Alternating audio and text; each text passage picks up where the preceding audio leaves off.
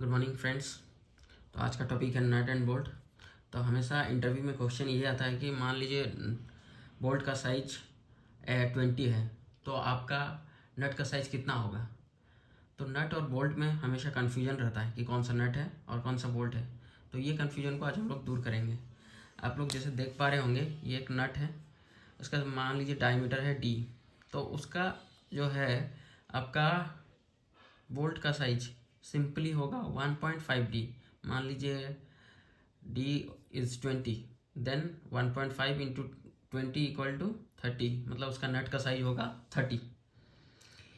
इसी प्रकार जो है नट और बोल्ट में हमेशा कन्फ्यूजन रहता है कि कौन सा नट है कौन सा बोल्ट है। तो इसको हम लोग सिंपली ये कर सकते हैं। नट में देखिए 3 लेटर है और बोल्ट में 4 लेटर है। तो 4 लेटर वाला जो है बड़ा है, तो जो बड़ा दिखता है वो बोल्ट है, जो छोटा दिखता है वो नट है।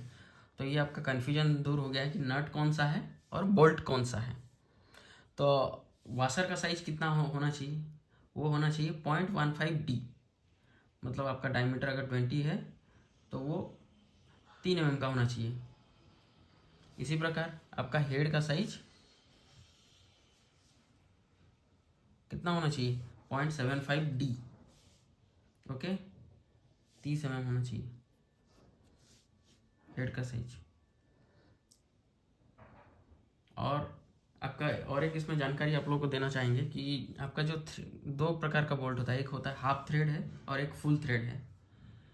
तो जो हाफ थ्रेड का बोल्ट होता है उसका आपका थ्रेड का लेंथ कितना होता है, वो होता है आपका 2D। जो फुल थ्रेड होता है वो टोटली जितना बोल्ट का लेंथ है वो उतना ही रहता है। मान लीजिए अगर बोल्ट का डाया 20 है तो आपका threaded portion for a half thread bolt is 4D। और बोल्ट का स्पेसिफिकेशन हम लोग कैसे बोलते हैं कि मान लीजिए आपको कोई बोलेगा कि एक बोल्ट लेके आओ, तो उसको हम लोग मेनली डायमीटर एंड उसका लेंथ से जानते हैं। जैसे कि यहाँ हम मेंशन किए हैं M20x50। तो 20 जो है उसका डाया है एंड 50 उसका लेंथ है।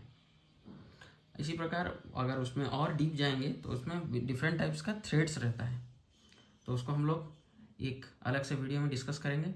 इसी प्रकार इंटरव्यू का जो क्वेश्चन है और डेली यूज में आने वाला जो क्वेश्चन है जानने के लिए मेरा वीडियो देखते रहिए। अच्छा लगे तो शेयर करिए। Thank you.